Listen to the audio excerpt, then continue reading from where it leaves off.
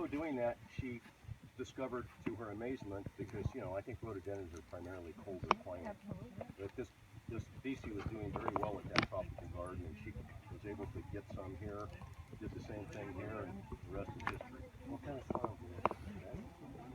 This is all volcanic, pretty much. The Sierra Madre Mountain Range is all volcanic. That's why we have a lot of lava around here. The soil here would be also, you're getting scientific for me now. Sorry. But no, whatever volcanic creates, that's what it would be. That's the guy. Difference between me and a scientist. What I wanted to talk to you, though, folks, was about all these wild orchids you see growing on this tree. These were put here by our gardeners many years ago, but it's a great example of some of our species of indigenous wild orchids that are found in our area. And they're really going off, as you can see. We've got a little white guy back here, and these yellow ones.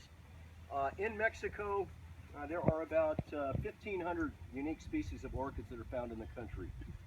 Of those 1,500, I believe about 600 are unique only to the country of Mexico and are not found anywhere else in the world.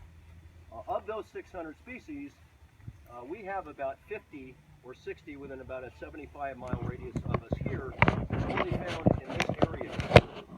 Now, the thing about wild orchids compared to greenhouse orchids is it's just like our deciduous plants here in the tropical dry forest. These guys have to go a long time without much water, and they have adapted themselves to survive through the rainy season by collecting nutrients and water in their bulbs that are underneath their leaves. The leaves are pretty much secondary to the plant. It is the bulbs that actually allow the orchids to survive during the dry season, because that's what has all their nutrients. People will ask me, well, when do they bloom? That has nothing to do with season. It has everything to do with species. Some of the deadest looking orchids in the middle of May can throw out beautiful, gorgeous flowers, and some of the very greenest orchids in the middle of August can throw out beautiful flowers. So it all depends on the species. There isn't a specific blooming season for orchids here in our tropical dry forest. Another interesting thing, a lot of people think that orchids are primarily a tropical plant.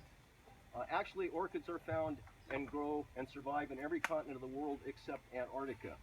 I mentioned I live in Alaska in the summer. In my summer area in Sitka, Alaska, there are about 7 species of terrestrial wild orchids that are indigenous to Alaska. As I said, the only place they don't grow is Antarctica, and to my knowledge, nothing else does either.